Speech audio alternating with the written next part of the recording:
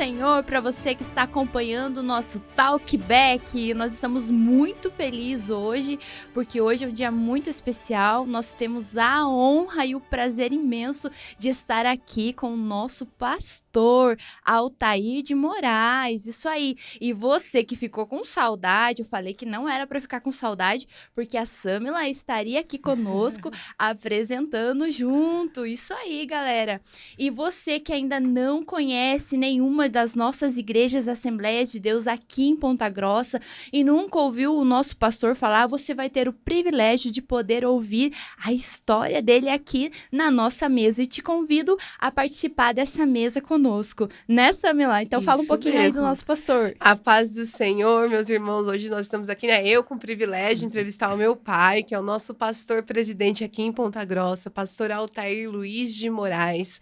Pastor, para nós é uma honra estar aqui com o Senhor e a paz do Senhor, né? Nós somos assembleianos. Aqui ele ensina a gente todo o tempo a estarmos ali posicionados como assembleianos, né, pastor? Isso é uma bênção. Verdade. Eu quero cumprimentar você, Samila, minha filha, e a minha filha postiça ali, a Maiara, né? Então, hoje eu estou muito bem acompanhado aqui nos estúdios onde o podcast está sendo apresentado. É um prazer estar com vocês aqui. Amém.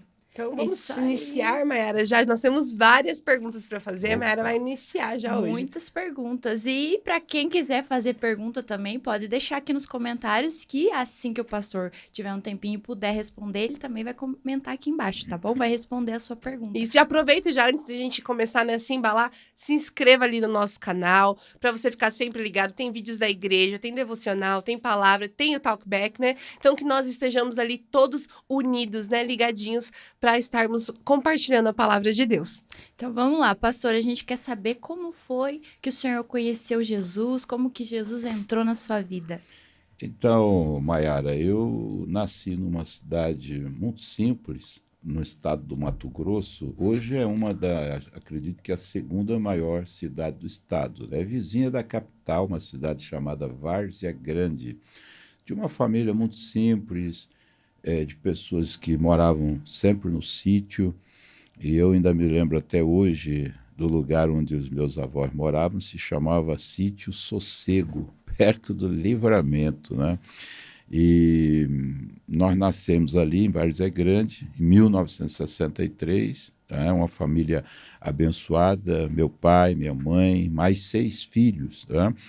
E para a gente adiantar aí o testemunho, depois, talvez, algumas perguntas vão nos remeter a esse tempo aí da infância, mas aos 12 anos de idade, né? 12 anos de idade, o meu pai, minha mãe, nós não éramos evangélicos, não conhecíamos a Cristo.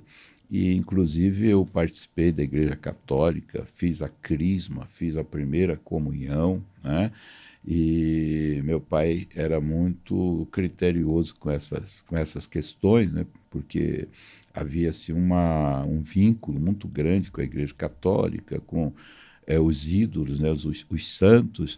Uhum. E as festas, nós participávamos de todas elas, festas de São João e outras tantas festas que eram feitas no sítio, né? Nós estávamos juntos lá. E o meu pai, ele infelizmente enveredou pelo caminho do álcool, né? Se tornou um dependente do álcool, né? Um alcoólatra, que por último, quando dos meus 10 aos 12 anos de idade, essa dependência foi aumentando e ele praticamente ficava quase que dia e noite já bêbado, mesmo trabalhando. Era um homem muito comprometido com o trabalho, com a família, muito trabalhador, mas infelizmente ele foi preso por esse vício aí, né? O vício da bebida, o vício do cigarro. A minha mãe também fumava e, por último, como as coisas foram complicando em casa, ela também passou a beber, né? Uhum. E nós tínhamos uma tia chamada Tia Bi. O nome dela era Zilda, uma verdadeira missionária, aquela que acredito que ela é daquele colegiado dos anjos que tiraram Ló a força, né, de Sodoma e Gomorra. E ela era assim, ela tinha um amor muito grande pelas almas e era insistente.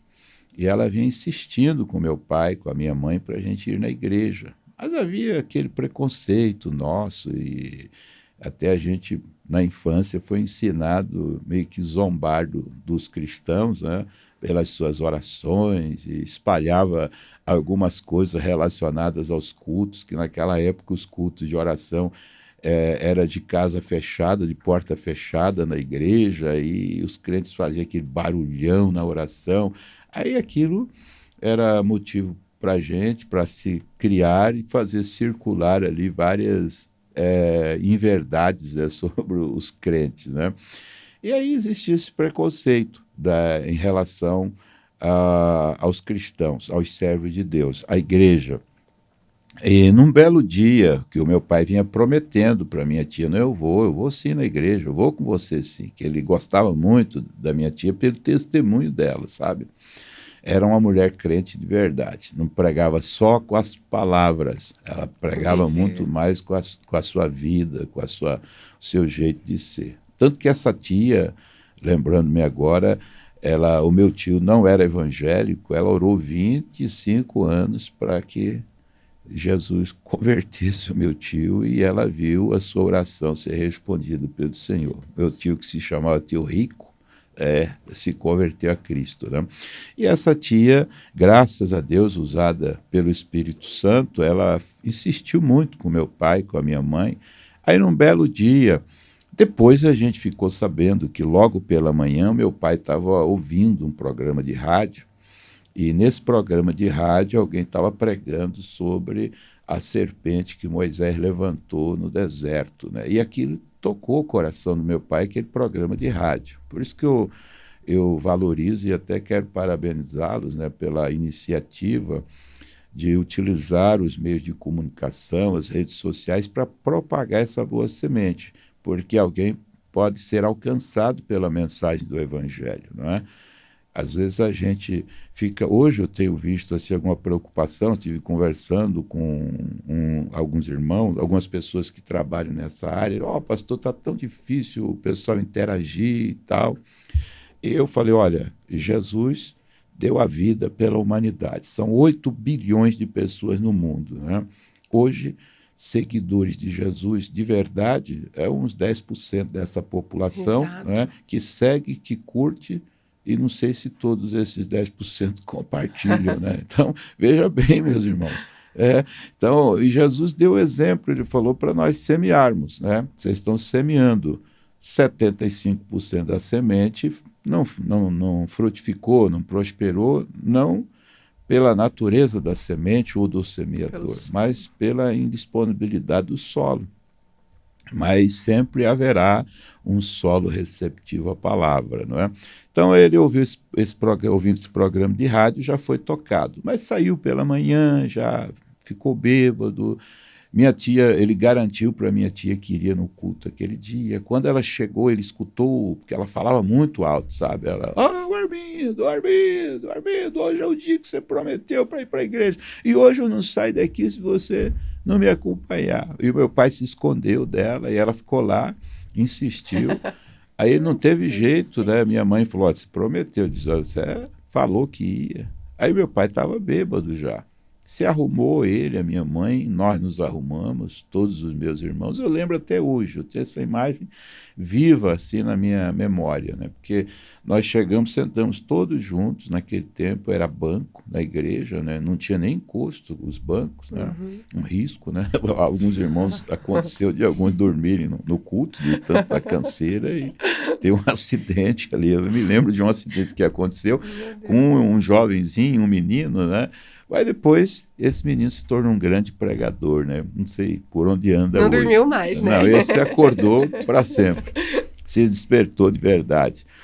E nós estávamos lá, e incrivelmente meu pai estava dormindo, né? Estava cambaleando, ele despertava, não caiu, graças a Deus. E na hora do apelo, né? Nós chamávamos a hora do apelo, e naquele tempo era um apelo mesmo, de verdade, né? E os nossos diáconos, eles eram instruídos, olha, eles chegavam perto da pessoa e diziam: e aí, você vai aceitar Cristo hoje ou não? E aquele dia, quando chegou ao final do culto, alguém se aproximou do meu pai e disse: e o senhor veio para a igreja hoje, o senhor vai aceitar Jesus ou não? O pai olhou para ele e falou: hoje eu vim para aceitar Jesus. E pegou na mão da minha mãe, nós acompanhamos, fomos os 6 filhos para frente, meu pai e minha mãe. Então, olha, vocês creem o Paulo diz que o evangelho é o poder de Deus para a salvação de todo aquele que crê, né? O meu pai foi salvo e foi liberto instantaneamente. Vocês acreditam, se quiser, no outro dia ele nunca mais bebeu, nunca mais fumou, nem a minha mãe, e passamos a servir o Senhor. E meu pai se tornou um crente, daquele crente, sabe, crente radical mesmo. No outro dia ele já foi para a igreja e falou com o pastor: pastor, não quero ser só crente, eu quero trabalhar na igreja, trabalhar para Jesus. E o pastor foi discipulando ele, instruindo ele. Logo ele foi diácono, foi tesoureiro da igreja, foi presbítero. Então meu pai foi um homem, para mim, um homem nas condições que ele tinha, com as suas características, um homem de Deus que eu procuro honrar sua memória. Realmente Amém. Nos deu bons exemplos. Que lindo. Enquanto o senhor falava, pastor, eu estava prestando atenção assim, né? O quanto o inimigo tem tentado manipular os homens, né? Tentado fazer com que os homens se enfraqueçam para enfraquecer as famílias. Porque o senhor veja que o senhor trouxe que a sua tia, ela ficou 20 anos orando para que o esposo se convertesse. Mas o seu pai, quando ele se converteu, ele levou a sua mãe e levou todos os filhos juntos. Então, quando um homem, é comprovado, né? Quando um homem se posiciona, toda a família se posicionará com ele. E a mulher, muitas vezes, ela fica muito tempo batalhando sozinha. Então, nós vemos hoje no nosso meio, né? Não, no mundo, no geral, mas também no meio cristão, que os homens têm sido enfraquecidos muitas vezes com as batalhas, com as dificuldades. Por quê? Porque eu vejo isso como uma estratégia do inimigo realmente para estar enfraquecendo as famílias, né? O senhor, como um homem tão posicionado, né? Eu fui criado pelo senhor, eu dou testemunho, né, do seu caráter. Eu sempre digo que, para mim, referência de homem, o senhor é a primeira referência que eu tenho. O senhor sempre foi muito honesto, fiel, né, leal e justo. O que o senhor diria para os homens hoje, assim, para que eles se posicionassem, para que eles despertassem como sacerdotes da casa realmente, sabe? Como a referência que a família tem. Olha, o homem, como você mesmo já disse, recebeu essa missão de Deus, de ocupar esse lugar de liderança. Eu sempre digo que o homem, ele pode até não ser o culpado das coisas que acontecem na família ou em casa, mas ele é o responsável. Ele é a pessoa responsável diante de Deus pela família. Então, o posicionamento do homem, tanto positivo quanto negativo, vai refletir na esposa, vai refletir nos filhos, né? E eu louvo a Deus, né, pela graça de Deus, porque de nós mesmos não podemos fazer nada, mas Deus me deu essa graça de sempre me posicionar e estar sempre à frente, e assumir as decisões, os compromissos e proteger a família, prover e também proporcionar um direcionamento para a família, né? Tá junto, tá perto, tanto no sentido natural, né, das coisas próprias do mundo e da vida, né, do cotidiano, como na área espiritual. E, graças a Deus, hoje eu tenho visto o fruto de tudo isso aí. Porque por muitos anos, não só com minha atitude, meu comportamento, creio que muito mais pelas minhas orações, intercessões, Deus tem sido generoso comigo e tem nos dado essa graça de ter toda a família servindo ao Senhor. Mas é importante, eu deixo aqui para os homens esta palavra, viu? Vocês precisam se posicionar, ocupar o lugar que Deus lhes confiou, porque um dia vocês e eu, nós vamos ter que prestar contas dessa missão, viu? Vamos ter que nos colocar diante de Deus, e que Deus nos dê a graça, né? Como diz o texto bíblico: eis-me aqui e os filhos que me destes, né? Que nós sejamos essa pessoa preocupada. Todos os nossos esforços devem ser envidados para trazer essa proteção, essa segurança e esse direcionamento para a família, da maneira certa, da maneira correta, segundo a orientação da palavra de Deus. Amém. Quando o senhor era jovem, nós sabemos que no mundo tereis aflição. Então, alguma aflição o senhor teve na vida. E nesse momento de jovem para adulto, até se tornar um homem de Deus, nesse período o senhor teve alguma aflição, até para que os nossos jovens que estão acompanhando também vejam no senhor também que também passou por alguma aflição, mas que o nosso Deus esteve com o senhor. Alguma história entre esse período? Sim, olha, muitas aflições, né? Eu passei ainda na juventude, né? E por várias razões, até por ser eu de uma família pobre, de uma família simples, naquele tempo não existia o bullying, mas tinha o desprezo, né? Tinha o preconceito. E nós convivemos com eu convivi com todas as situações e sentimentos que são próprios do ser humano nessa faixa etária, né? Uma das coisas que mais me marcou assim, na área das aflições é que quando eu tinha já aproximadamente, não estava tão jovenzinho, mas já tinha uns 20 anos de idade, eu mergulhei muito no trabalho. Eu sempre fui muito trabalhador, sabe? Então, eu trabalhei 5 anos no banco, no Bradesco, uma instituição financeira, e naquele tempo era tudo diferente de hoje. E quando eu ia para o banco, o sol não tinha nascido. Quando eu saía, o sol já tinha se posto. Então, eu trabalhava muito, gostava, era muito interessado nas coisas, tanto que eu fui promovido muito rápido, né? Inclusive, solteiro, eu era procurador do banco já. Assinava pelo banco, o banco tinha em torno de 150 funcionários naquela época. Então, eu acredito que devido a isso, e também uma ação maligna para tentar obstruir algo que Deus já estava revelando na nossa vida, porque eu já estava envolvido com a obra de Deus, ainda novo, sem aquela estrutura, mas já pregando, fazendo parte de vários trabalhos. Inclusive, eu tive o prazer, né, e o privilégio e a honra de participar de muitos trabalhos, né, quando eu estava solteiro ainda, na minha juventude, por exemplo, eu participei da primeira diretoria de jovens da União de Mocidade das Assembleias de Deus do Estado do Mato Grosso. Legal. Eu fui o primeiro secretário dessa diretoria naquela época. Aí houve uma mudança e foi mudada ali a nomenclatura, passou para uma DECRE, que inclusive faz um trabalho excepcional. Nós fizemos também esse trabalho lá em 1985, né? E nessa época eu fui o segundo, naquela época se chamava superintendente, eu fui o segundo, né, dessa segunda diretoria da UMADECRE, né? Então, sempre envolvido, trabalhando muito.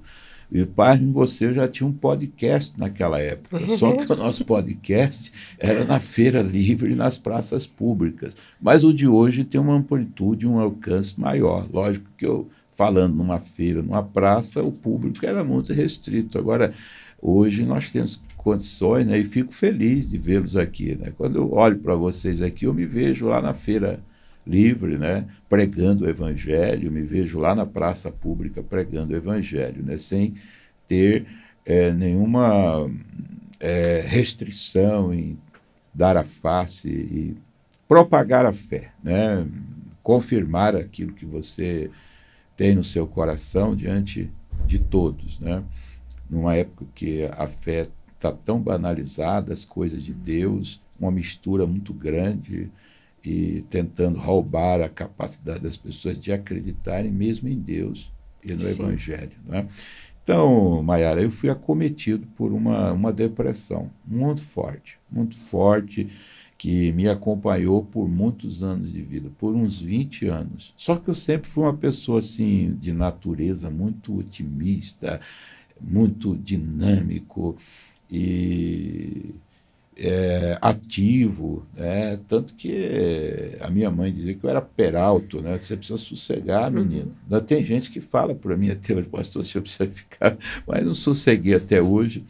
Então eu fiquei um período assim, me casei, estava depressivo, as minhas filhas nasceram, eu contribuí no ministério, fui presbítero, diácono, evangelista, até que uma noite eu tive uma crise muito forte, numa noite. Naquele dia, Jesus tirou, assim, como se uma mão tirasse aquilo de mim.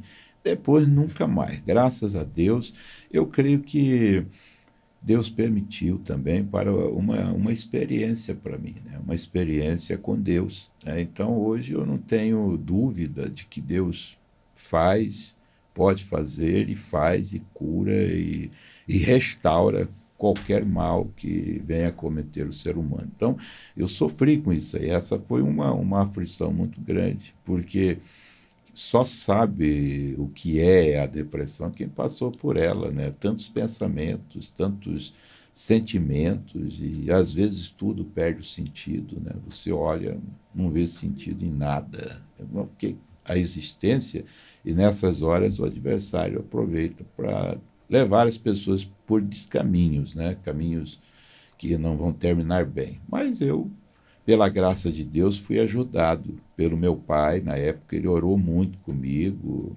orava junto, de joelho, a gente lendo a Bíblia. E eu sempre me envolvi na obra de Deus, sempre estive próximo de Deus, e Deus me deu graça, né? E venci essa batalha aí, mas foi uma luta muito difícil, mas Deus me deu vitória. Então, essa é uma aflição que eu não tenho nenhuma dificuldade de compartilhar, né? Às vezes a gente, o pastor, né, quer vestir aquela capa, né, do super-homem, né, mas ele não tem os superpoderes, né? A Bíblia diz que Elias era homem sujeito às mesmas paixões que nós. Para mim, um dos profetas mais admiráveis da Bíblia é Elias, mas ele, no momento de fraqueza, chegou a pedir a morte para si. Eu creio que ele estava um tanto depressivo ali, com certeza, né, por tudo que envolveu a sua vida nos últimos tempos, né?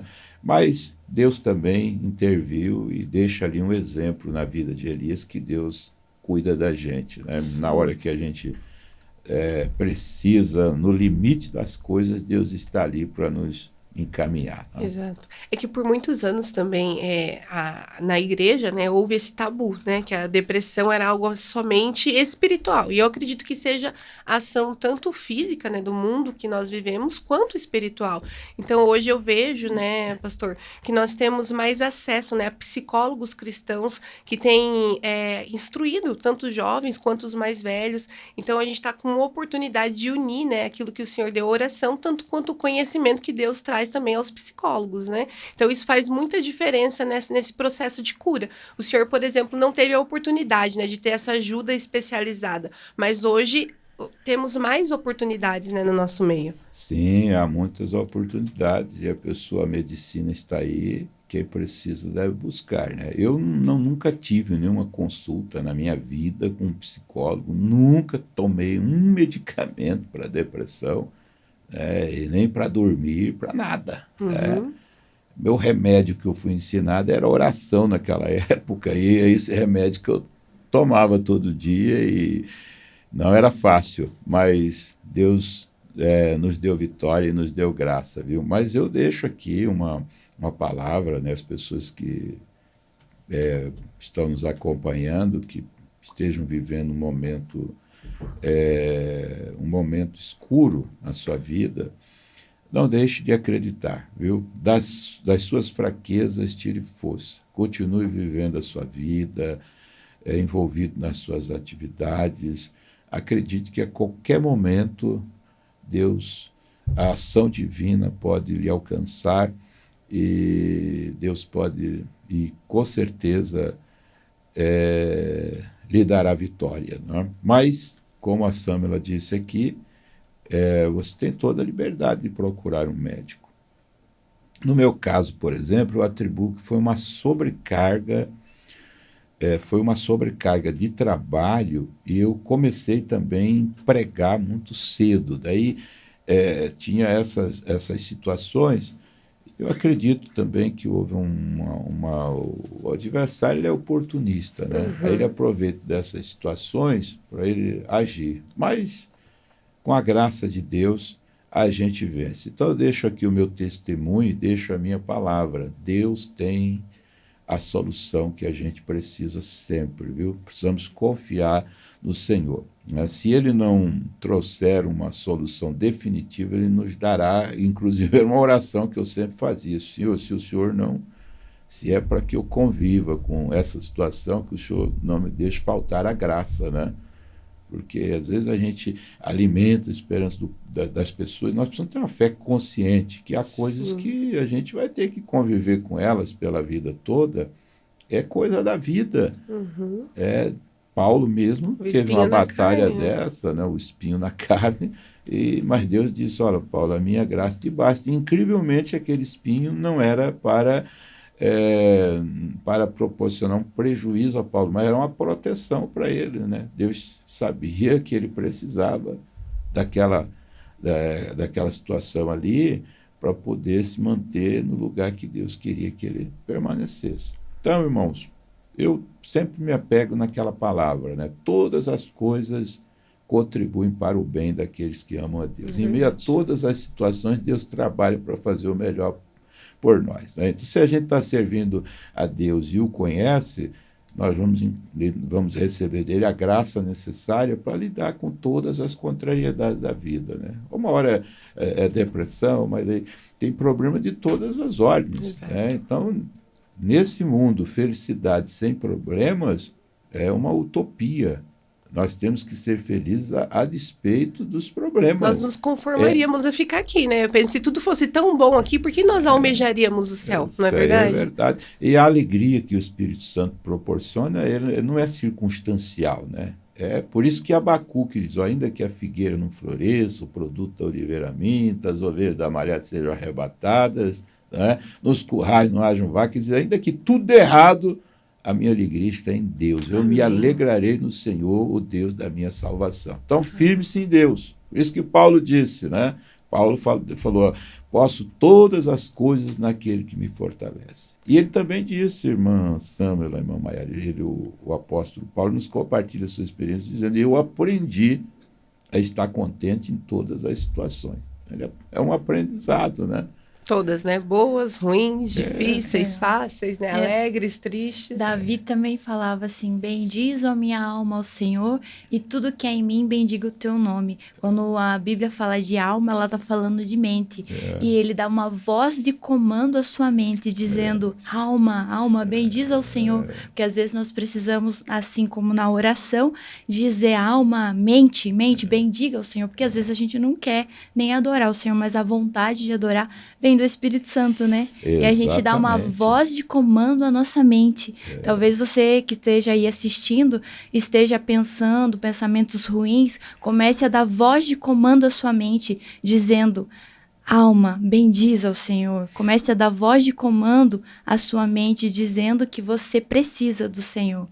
E já queremos saber mais, né, sobre a vida do pastor, sobre como que o senhor encontrou este tesouro que é a irmã Helenay. Irmã Helenay, né? Porque quem acha uma esposa, acha um tesouro. Então, a Helenay, nós nos conhecemos, quando eu trabalhava no Bradesco, o pai da Helenay era cliente, né, do Bradesco. E eu sempre o atendia, o meu sogro, quem conheceu sabe, ele era aquela pessoa muito... desenvolta, aquela pessoa, como é que a gente pode dizer assim? Descolado, né? Falava com todo mundo. Introspectiva, né?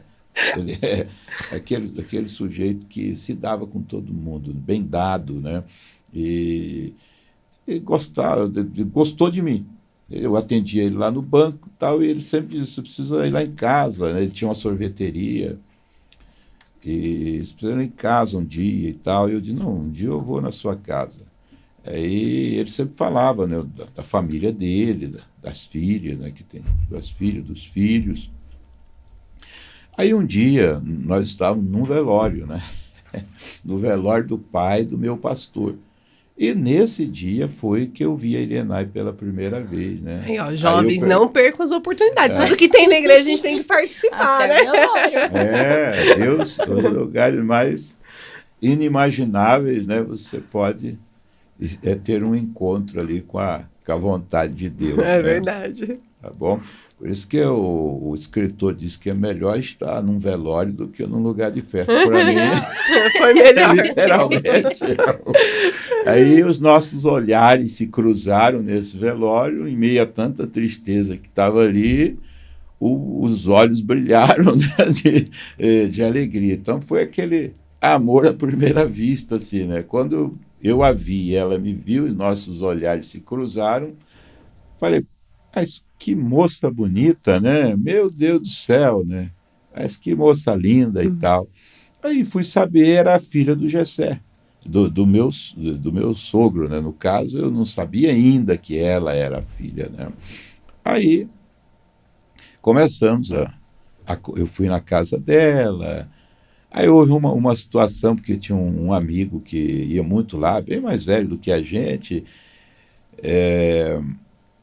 e eu achei por bem, falei, não vou mais lá, né? E não vou lá na casa do Gessé e tal.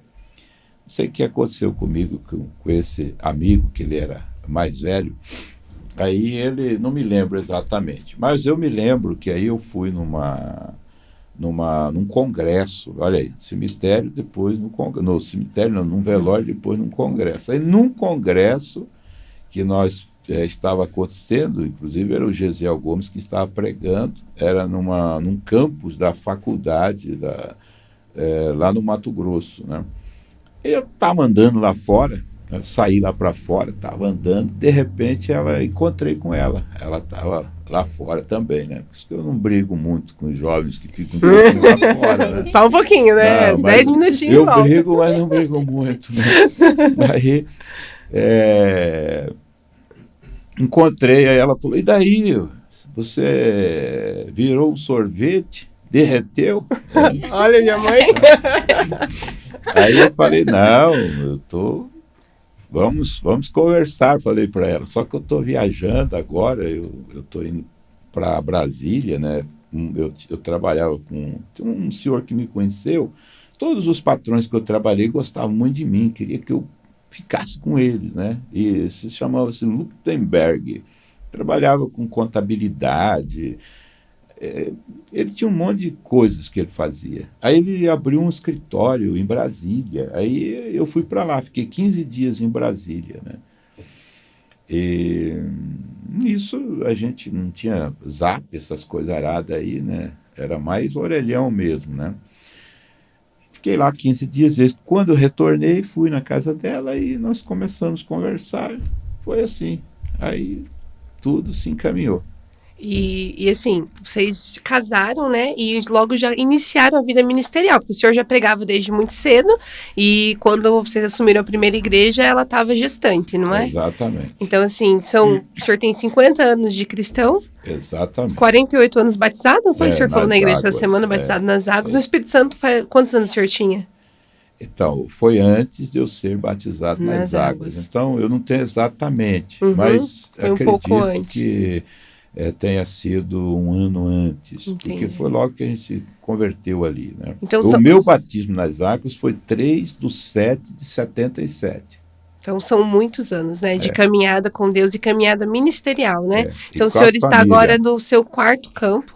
No quarto campo. É um campo muito grande aqui no Paraná, né? E o que o senhor nos diria, assim, como foi sua trajetória? Teve, assim, muitas dificuldades? O senhor já tinha te entregado uma promessa? O senhor estar vivendo esse momento hoje aqui com essa igreja é uma promessa de Deus, né? Resuma um pouco para nós, gente, como foi sua trajetória nesses 50 anos. Então, desde a minha adolescência, né, dos meus, assim que eu me converti, eu tenho uma lembrança muito clara que Deus já usou pessoas para falar comigo, que eu sairia do estado, que a coisa, o cuiabano não sai de lá, é raro você encontrar um, né? E que Deus tinha uma grande obra na minha vida, que Deus me levaria de um lado para o outro. como o vento leva a folha, que eu viajaria muito de avião para lá e para cá, e já viajei bastante também, né? Mas, assim, essa semente foi plantada no meu coração lá atrás, e creio que Deus começou a trabalhar a minha vida ali, né? Nas coisas. Por exemplo, o meu casamento com a Elienay, deu assim um direcionamento, era uma conexão de Deus, um propósito de Deus, né, na nossa vida, na vida dela e na minha vida. O nosso encontro foi, inclusive antes da gente se casar, Deus falou claramente com a gente, né? Um pastor que hoje já é falecido, mas olha, eu lembro nitidamente Deus usando ele, só que eu escutava assim, eu falava, não é possível. Não é possível um negócio desse. Mas, já que é coisa boa, vamos receber tudo, né? E guardava no coração. E aí, Samela, as dificuldades foram muitas. A trajetória ministerial, ela é uma trajetória de muitos desafios, de muitas provas, né? Você é posto a muitas provas e também sujeito a muitas tentações, né? Tentações e provas, né? Em todas as áreas que você pensar e imaginar. Então, logo que nós nos casamos, eu me mudei para São Paulo. Morei 1 ano em São Paulo, né? Fiquei congregando lá com um pastor que me tratou muito, muito bem, nos acolheu muito bem. Me mudei para Londrina, lá onde você nasceu, né? Lá eu fiquei mais 1 ano e retornei para São Paulo, porque a empresa pediu que eu voltasse. Aí ali eu fiquei mais 7 anos, né? 7 anos em São Paulo. Aí em São Paulo eu fui separado, indicado a cooperador, separado a presbítero, ordenado a presbítero e a evangelista. Então, em São Paulo, eu trabalhei num setor, junto com um pastor chamado Oséias, que muito me ajudou, foi uma bênção na minha vida, o pastor Oséias, né? E devo muito a ele, né, de gratidão, porque sempre acreditou na gente. E eu, como eu era sempre fui muito ativo, assim, muito trabalhador, sempre gostei de trabalhar, lá em São Paulo trabalhei muito, então com isso a gente foi ficando conhecido, eu assumi cargos de liderança de jovens lá no Belenzinho, né? Depois eu saí desse setor, assumi uma congregação em São Paulo, né? Eu assumi uma congregação lá em Londrina, eu fiquei 1 ano, foi a primeira igreja que eu assumi sendo cooperador. A Elienay estava gestante de você. Aí já estava gestante e você nasceu e eu ainda estava liderando a igreja. Então, assim, quando a gente chegou lá em Londrina, acho que ela estava com uns 3 meses por aí, né? Aí você nasceu, ainda fiquei um pouco tempo ali, voltei para São Paulo fui para esse setor, desse setor fui para um outro setor, trabalhar com um pastor chamado Veiga. Inclusive, esse pastor chamado Veiga vai estar aqui em julho na nossa escola. Então, é uma bênção, pastor Veiga. Ele profetizou também na minha vida relacionada à minha vinda para o Paraná. E tudo que ele falou aconteceu. Ele me deu uma Bíblia de presente, a Bíblia está lá em casa, eu cuido bem dela, estou até reservando ela ali, acho que ele nem imagina o dia que ele chegar aqui e falar, pastor, lembra dessa Bíblia aqui que o senhor me deu?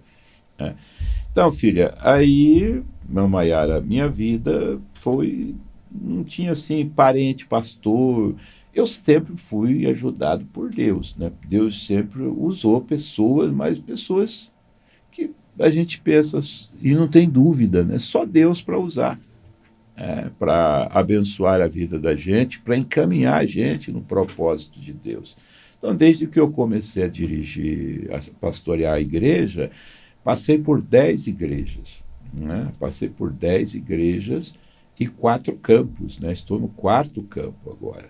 Então, Deus, ele vem falando com a gente sempre.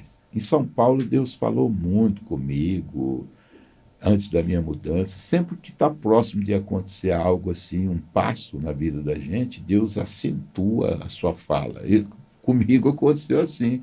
Já fico preocupado, assim, quando Deus começa assim, tá para acontecer alguma coisa. Sempre foi assim.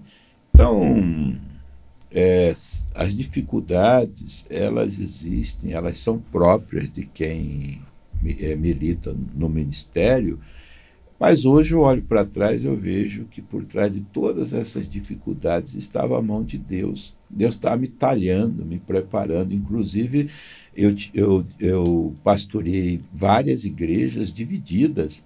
Cheguei em igrejas dificílimas, assim, na concepção das pessoas dali. Não, que essa igreja é essa aqui, né? Então, eu passei por algumas igrejas que houve uma divisão, infelizmente, a gente fala isso com tristeza, porque é algo que não deveria acontecer, mas onde tem gente, é o que aconteceu. Algum tipo de confusão, de desentendimento, que gerou um prejuízo muito grande para a igreja. Então, eu cheguei dessas 10 igrejas que eu pastoreei como auxiliar, pelo menos 5 delas estavam vivendo um momento extremamente difícil. Mas Deus nos ajudou, nós trabalhamos ali. Uma delas, inclusive, eu fiquei 7 anos, né? Ali os pastores batiam o recorde de tempo e saí, não porque os irmãos queriam que eu saísse ou que eu quisesse sair. Saí porque fui chamado para fazer outro trabalho, né? E assim, filha, sucessivamente. Os campos, você acompanhou também. Eu vim para Assis, né, em 2013, Assis Chateaubriand, onde eu fiquei 1 ano. No dia que eu completei 1 ano, eu assumi a igreja em Palmeira. Fiquei 7 anos em Palmeira, servindo a igreja, servindo a Deus ali. Tenho muito boas lembranças, tenho uma dívida de gratidão com Assis, com Palmeira. Foram bênçãos na minha vida essas igrejas, né?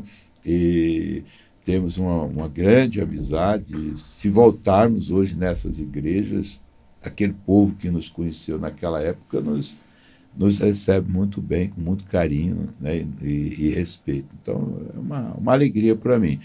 E tem muitas situações envolvendo essas mudanças de campo, de igreja, que revelam o cuidado de Deus, né, e a vontade de Deus prevalecendo na vida da gente. Então, uma coisa que eu deixo aqui destacado para vocês, eu nunca pedi para ir para igreja nenhuma e nunca pedi para sair de igreja nenhuma. As minhas mudanças sempre foram por direcionamento da liderança que eu estava debaixo dela, né? Então, eles sempre falaram e eu fui.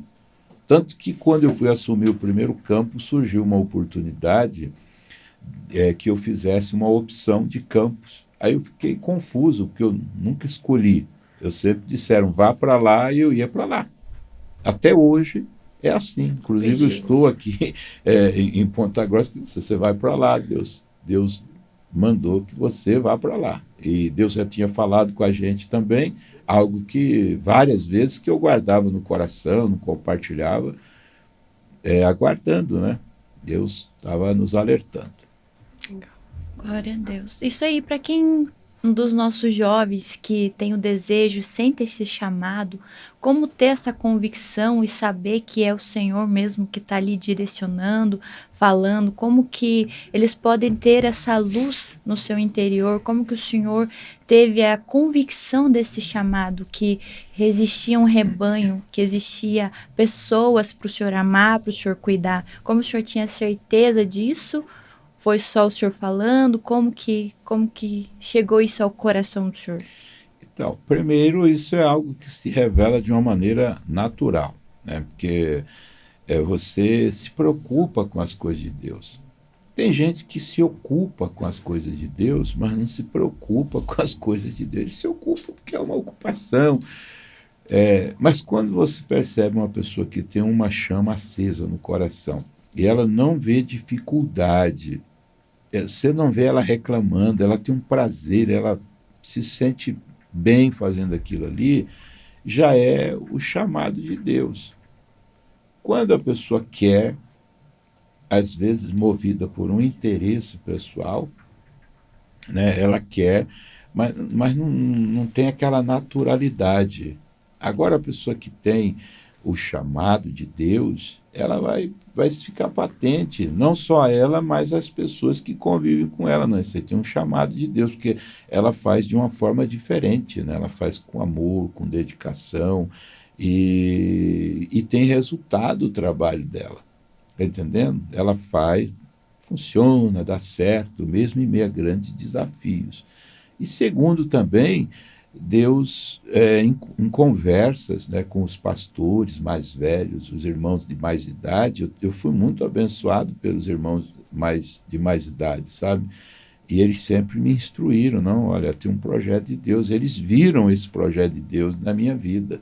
Tanto que eu tenho essa felicidade de sempre receber uma palavra de bênção, né? Eu me lembro até hoje, as pessoas dizem, olha, não, você vai ser um pastor. E eu falava, meu Deus, vocês irmãos, o senhor gosta muito de mim, né? Você vai ser um pastor de uma cidade, de um campo, uma igreja grande, você vai ser isso, vai ser aquilo. Graças a Deus, né? De ouvir essas palavras, então, sempre ouvi. Acredito que essas palavras eram ditas porque as pessoas percebiam na gente essa chamada, essa vocação, né? O talento e a vocação para a obra de Deus. Né? Então, Maiara, e também as profecias. Eu acredito, né? Creio e acredito, porque eu fui abençoado e sou até hoje por profecias. Tem gente que não acredita mais. Não é porque tem gente que faz o mau uso do dom, vamos dizer assim, né? Que a gente vai desacreditar. Né? Não é porque tem o falso que a gente vai achar que não existe o verdadeiro. Eu ainda acredito nos dons espirituais, olha, e vejo a necessidade de que eles se evidenciem ainda mais, porque eles são ferramentas extraordinárias do Espírito Santo, né, no direcionamento da igreja e das nossas vidas. Então, o jovem, você que se sente atraído pelos desafios que há na obra de Deus, não pela posição, pelo destaque, mas você se sente atraído pelas necessidades e você é movido pelo desejo de servir, você tem um chamado de Deus. O seu chamado é de Deus. Agora, se é por interesse de ocupar uma posição, ter uma visibilidade, aí já é um interesse próprio. Infelizmente, hoje, muita gente está se movimentando, não só no campo ministerial, inclusive eu estava falando sobre isso ontem com os irmãos, algumas incoerências nossas, né, que a gente quer sentar na mesa de Deus, mas a gente só dá as migalhas para Deus. A gente quer ser ouvido por Deus, mas a gente não ouve a Deus. A gente quer que Deus se submeta às nossas vontades, mas nós não queremos nos submeter à vontade de Deus. Né? Então, infelizmente, o homem, né, o eu, está dominando, está tendo uma proeminência muito grande no ser humano, até na área ministerial. E eu uso uma frase ali na igreja, tem muita gente trabalhando para Deus sem ser trabalhado por Deus. E o mais importante, irmãos, não é a gente trabalhar para Deus, é uma necessidade, um dever nosso. Mas antes disso, nós precisamos ser trabalhados por Deus. Está entendendo? Então, meus caros jovens, tem que passar pelo teste do tempo, tem que ter paciência. Tem muita gente cortando caminho hoje, infelizmente. Lá na frente as coisas não vão funcionar, ou fazendo as coisas pelos caminhos, pelo caminho dos filisteus, né? O caminho mais curto, aparentemente, aí não está preparado, não desenvolve o preparo para lidar com as contrariedades. Por isso que Deus não levou o povo pelo caminho mais fácil. Eles não estavam preparados, tinham uma mentalidade de escravo, não estavam preparados nem emocional e nem militarmente para enfrentar as batalhas que havia naquele caminho. Então, Deus precisa ir por aqui. Entendeu? Então, nós temos que nos submeter ao processo, ao trabalhar de Deus, né? Nos entregarmos às mãos do Senhor, porque Ele vai fazer de nós o vaso que melhor lhe parecer.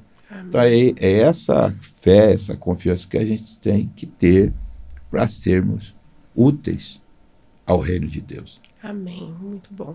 E por isso também o Senhor dá tanta oportunidade, né, pastor, para os jovens. Te deram uma oportunidade muito cedo, né, e a gente vê aqui no nosso campo que estão sendo levantados muitos jovens pregadores, né, porque o Senhor tem aberto essa oportunidade nos cultos e os pastores têm se incentivado, se inspirado nisso e aberto oportunidades também, né? Então, nós temos até adolescentes hoje pregando no nosso campo e pessoas crentes, né, que buscam a Deus, e isso faz muita diferença, esse incentivo, né, ao ministério, porque às vezes a pessoa quer esperar, não, quando tiver 40 anos, 35 anos, aí você pode começar. Por que não começar cedo, né?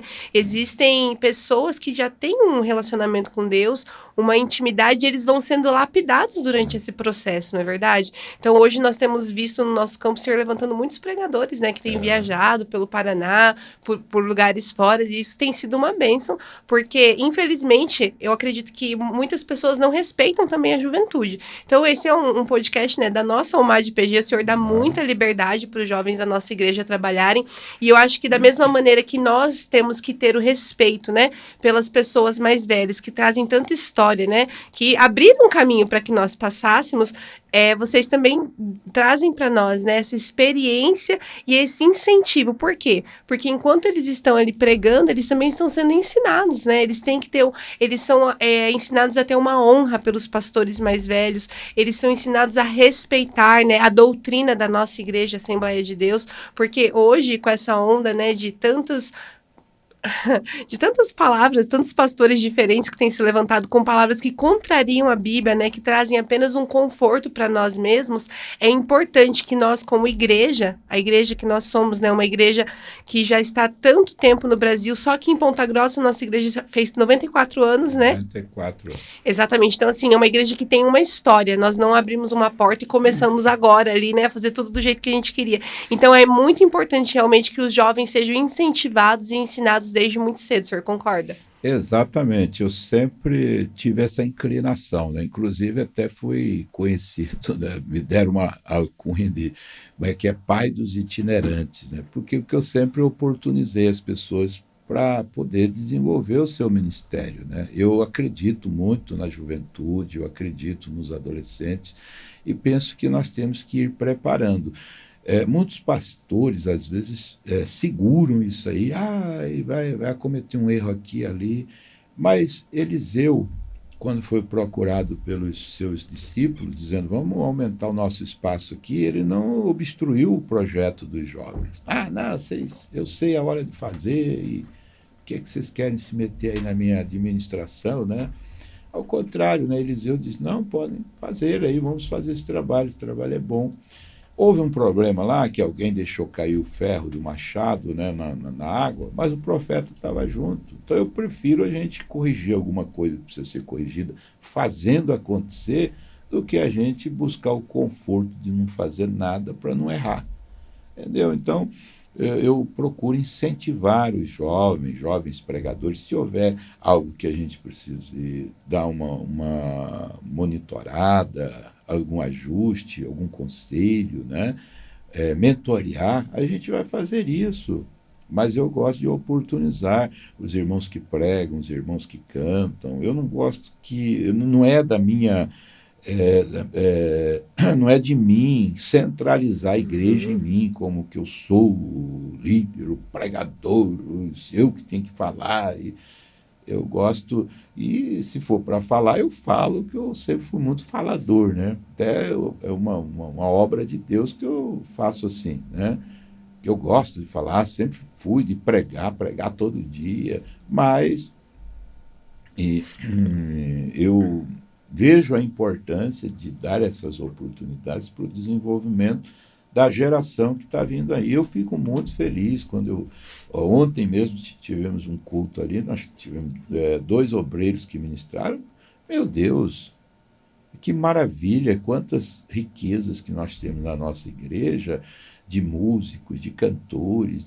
Olha, irmão, é de encher o coração de alegria mesmo. Eu me emociono quando eu falo isso aí, porque eu vejo que a obra de Deus, ela não vai parar por falta de obreiros, de obreiras, né? Então, olha aí, você duas obreiras aí. E até o pastor oportuniza muito, né? Dá liberdade para mulheres pregarem, né? Sim. A gente sabe que ainda existe uma resistência e o senhor sempre... Né? Esses dias a Maiara pregou na igreja. E a Maiara, a Sam, elas são todas pregadoras, né? E tem muitas pregadoras aí. Eu gosto de incentivar. E as mulheres contribuem muitíssimo na obra de Deus. E a primeira mensagem, a mensagem que é a base do cristianismo, que é a ressurreição de Jesus, essa mensagem foi dada para uma mulher pregar para os apóstolos, né? Falando sobre idade, segundo os historiadores, e eu concordo com isso aí, a maioria dos apóstolos tinha até os 20 anos de idade. Então, é essa força jovem que tem que utilizar. Eu já estou indo lá para os 62, tenho que me preocupar em preparar a gente, porque nós temos que fazer discípulos, né? Eu tenho essa alegria de olhar o que eu recebo de mensagens, meu pai, meu pastor.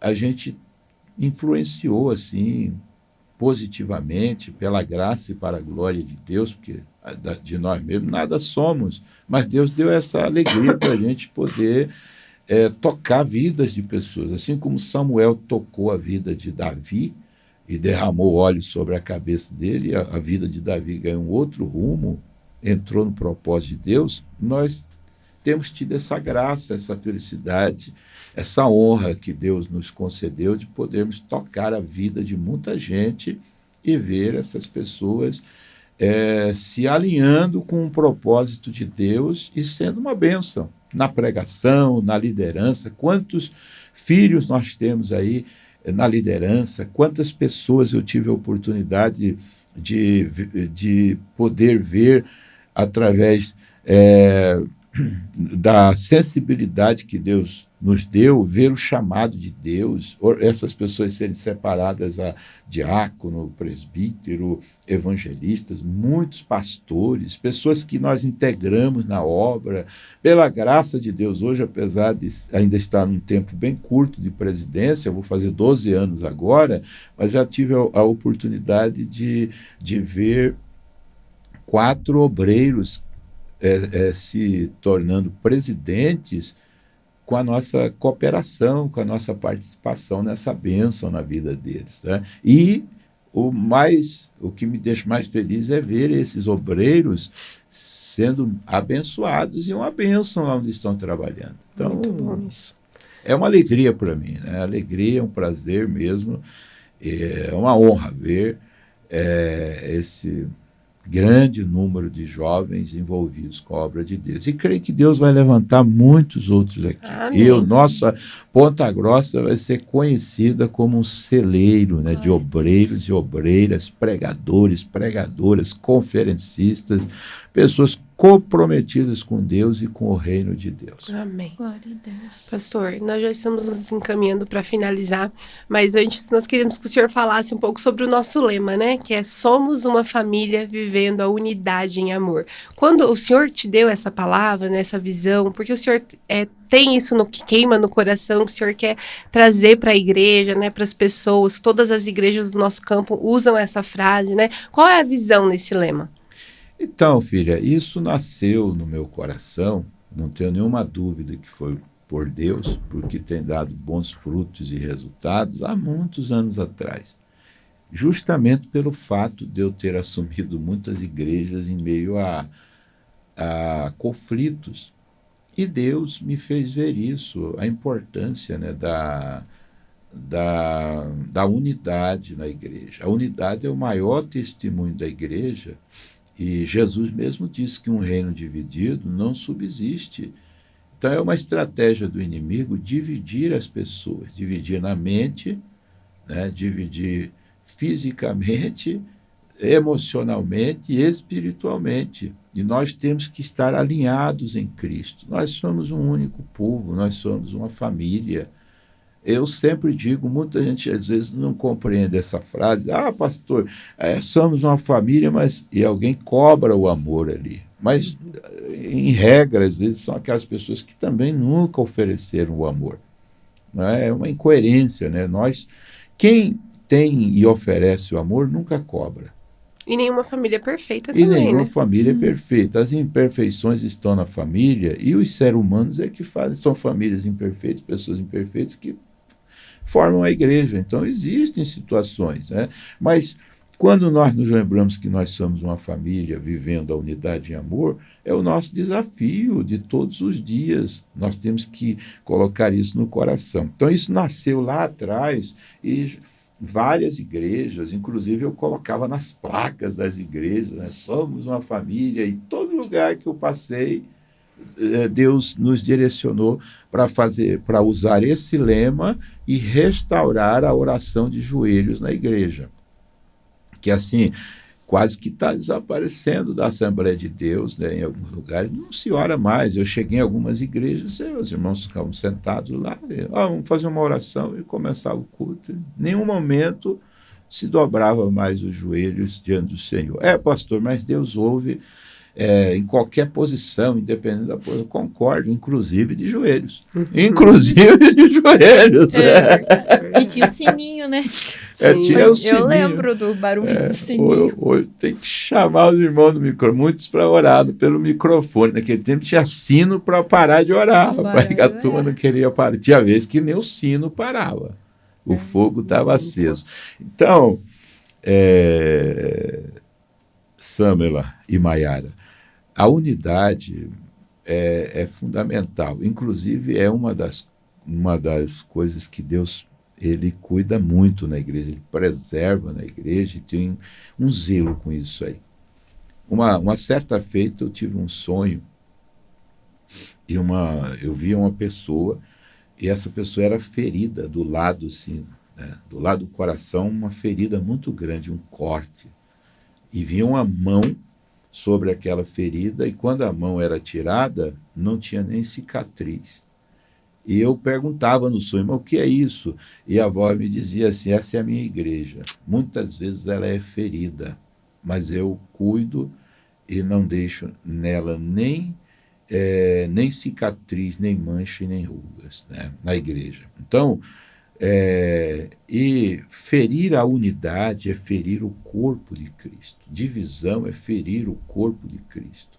Então, o divisor, as pessoas, não é só aquele que separa fisicamente, mas aqueles que se ocupam, às vezes, dentro da comunidade, dentro da igreja, para dividir com suas atitudes, às vezes trazendo para dentro da igreja, tentando trazer para dentro da igreja aquilo que não faz parte da identidade da igreja, começa a criar uma certa divisão. Então, a gente deve fazer renúncias para poder manter a unidade da igreja, não é verdade? Outros que, às vezes, contrariando um direcionamento, uma maneira de ser da igreja, fala aqui, fala ali, fala lá, vai trazendo a divisão. Então, nós que somos membros do corpo de Cristo, devemos trabalhar pela unidade da igreja, unir a igreja em Cristo, na palavra, né? Nós estarmos ali unidos, juntos. Talvez alguém faça um sacrifício aqui, um sacrifício ali, mas é por uma boa causa, para a gente se manter como devemos nos manter. O amor, né? faz sacrifícios, o corpo de Cristo. É verdade, está lá em Coríntios 13, né? Paulo fala sobre isso. Então, esse é o meu lema. Tenho visto já muitas igrejas trabalhando essa questão da unidade. Quando isso me veio, não tive assim uma inspiração em A, B, C, nessa ou naquela igreja. Foi algo que Deus me deu, assim, para mim fazer. Então, para outros, pode ter dado um outro direcionamento, mas a mim o Senhor me deu essa missão de bater nessa tecla. A igreja precisa estar unida. Eu tenho visto, infelizmente, no meio da igreja, muita gente trabalha contra a unidade, né? Mas a gente, com muito amor, com muito carinho, vai trabalhando também essas pessoas que, quem sabe, não tiveram os olhos abertos para compreender assim inteiramente, né? E precisamos, com muito amor e carinho, trabalhando com elas. Então, a verdade é essa, irmão. Tem muitas e boas igrejas. E a nossa Assembleia de Deus é uma delas. E nós somos assembleanos. Nós somos assembleanos. Então, temos que entender isso e compreender isso. Se a gente está ali, não adianta a gente querer mudar a igreja para se adequar a nós. Nós temos que servir a Deus ali. No meio de tudo isso, Samela, encerro aqui dizendo de tantas coisas novas que estão surgindo por aí, até atraindo jovens e velhos, né? Tanto que a idade, eu deixo aqui o conselho de Paulo. Tu, porém, permanece naquilo que fostes ensinado. Vamos ficar... Eu não sei se você me acha que eu sou um pastor cabeça fechada ou muito religioso. Eu me acho convicto da minha fé. Eu acho convicto daquilo que Deus tem na nossa vida. Então, não me deixo levar por nada. Já vi levantar tanta gente aí com tanta conversa, com tantas falácias, tanta habilidade, tanta oratória e conhecimento. Não dá em nada. Termina mal, daqui a pouco as coisas não são nada daquilo. Então, eu fui ensinado, permaneço nesse ensinamento, procuro viver isso aí e servir a Deus, respeitar a todos, né, e seguir adiante com a graça de Deus. Deus nos trouxe até aqui, com certeza nos levará até o porto seguro.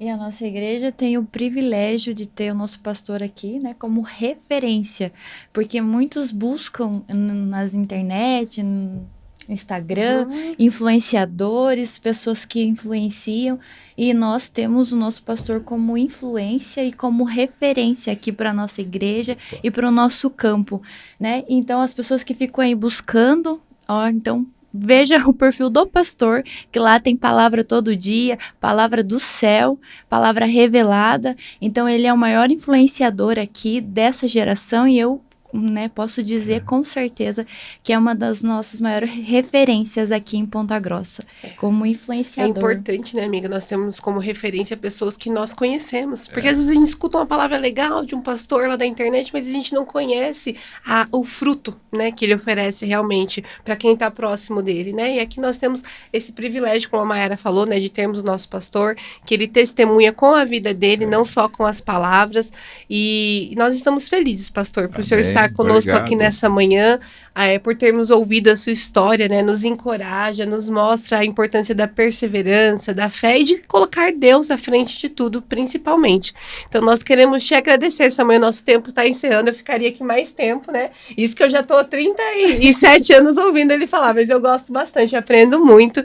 E, assim, para nós foi um prazer nessa manhã ter o senhor aqui conosco. E nós gostaríamos de te pedir para finalizar, né? Para que o senhor faça uma oração por nós e também pelos nossos telespectadores, né? Tem bastante gente que acompanha aqui e que eles possam ser abençoados nessa manhã.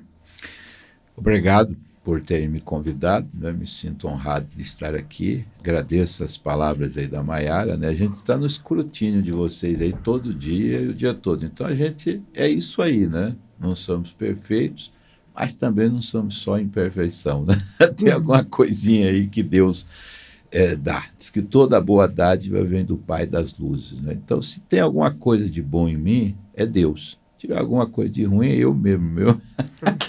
Mas Deus é maravilhoso e nos ajuda. Vamos orar, então, agradecer a Deus, aos nossos irmãos que têm tido essa iniciativa, essa ideia, e sei que esta mensagem vai chegar a muitas pessoas. Amém. Espero que a todos, né, todos que sejam alcançados por ela, tenham uma boa compreensão, uma boa receptividade para poder interpretar da melhor forma possível para a sua edificação e seu enriquecimento, tudo que conversamos e falamos aqui, tá bom? Nossos irmãos aqui do estúdio, né, que têm proporcionado esse espaço para esse trabalho tão lindo, que as bênçãos do Senhor venham numa medida boa, sacudida, recalcada, né, e transbordante. Amém? Pai, nós te louvamos agradecidos pela manhã deste dia, que nos destes a oportunidade de estarmos juntos para, de alguma forma, semear a tua palavra, através do nosso testemunho, das citações bíblicas, das conversas que aqui tivemos. Quero te louvar pela vida da Samela, da Mayara, que hoje nos entrevistaram, interagiram conosco neste tempo, deste podcast. Sei que o alcance é gigantesco e muitas pessoas serão alcançadas por aquilo que nós conversamos aqui na manhã deste dia. quero lhe pedir, ó Pai amado, que seja bênção, Senhor, para muitas vidas, para muitas pessoas, e que as pessoas possam estar nos acompanhando através deste canal, pois sempre haverá algo dos céus para ser compartilhado com elas. Pai amado, conserva as tuas mãos sobre a vida das tuas servas, de todos os irmãos, do nosso departamento, da nossa UMAD-PG, que está trabalhando este quadro, na pessoa do irmão Cleiton, enfim, Senhor, a todos quantos estão envolvidos, participando de uma ou de outra forma deste importante trabalho. O Senhor continue abençoando de uma forma extraordinária. Todos os ouvintes também sejam alcançados por uma bênção especial em relação ao programa deste dia, desta manhã. É assim que nós oramos, crendo e acreditando que mais do que nós pedimos e imaginamos, o Senhor traz a realidade. Oramos então agradecidos no nome de Jesus, no nome de Jesus. Amém. Amém. É isso aí, pessoal. Nós esperamos você no nosso próximo episódio, né, Mary? Quem será? Fica ligadinho aí, aguardando os próximos episódios. Deixe seu like, compartilhe esse vídeo e se inscreva nas nossas redes sociais. Nós te vemos na próxima. Paz do Senhor. Até mais.